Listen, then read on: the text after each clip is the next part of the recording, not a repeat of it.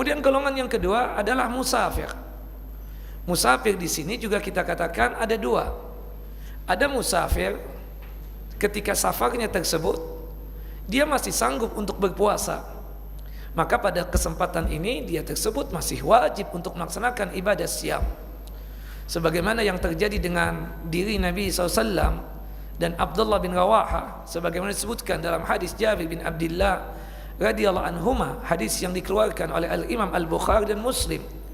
Pada saat itu Rasulullah dan para sahabat melakukan safar, seluruhnya berbuka puasa kecuali dua orang yang tidak berbuka puasa. Yang pertama Nabi Muhammad SAW, yang kedua adalah sahabat Abdullah bin Rawaha.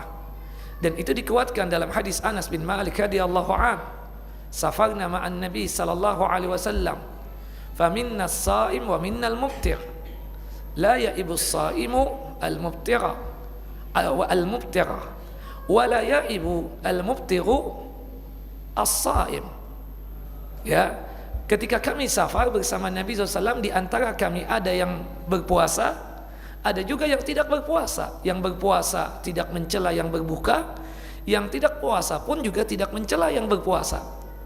Dan dikuatkan dalam hadis yang lain, hadis dari Abu Musa Al-Asy'ari radhiyallahu an, siapapun di antara kita ini yang punya kekuatan fasama fadzaka hasanun, yang punya kekuatan ketika safar tersebut untuk berpuasa, maka tetap wajib dia untuk berpuasa.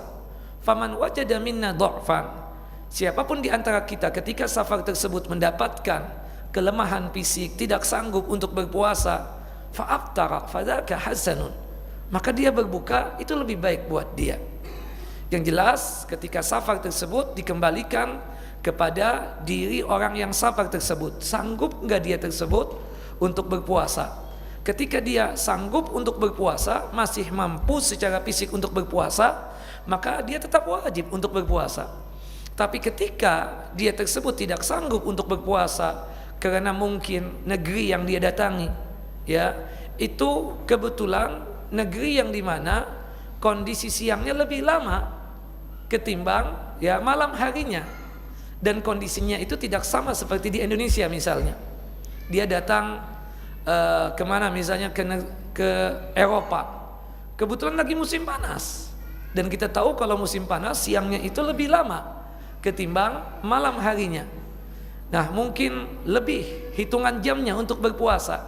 Biasanya berpuasa 13 jam setengah, ini mungkin bisa sampai 18 jam, 19 jam, membuat dia tersebut tidak sanggup untuk berpuasa.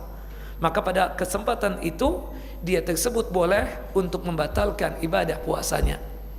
Tapi kalau kita misalnya pulang kampung, ya, kemana misalnya dari Jakarta ke Banjarmasin, naik pesawat 1,5 jam sampai, kuat kita melakukan perjalanan tersebut. Dan subhanallah, Jakarta dan Banjarmasin tentunya dalam segi masalah masa berpuasanya itu tidak beda jauh, bahkan sama kita katakan. Dan itu membuat kita masih sanggup untuk berpuasa, maka pada kesempatan itu dia wajib untuk berpuasa meskipun safar. Nah, tapi yang jelas kalau kita safar tidak sanggup untuk berpuasa lagi karena lemahnya fisik, maka dia boleh untuk membatalkan puasanya.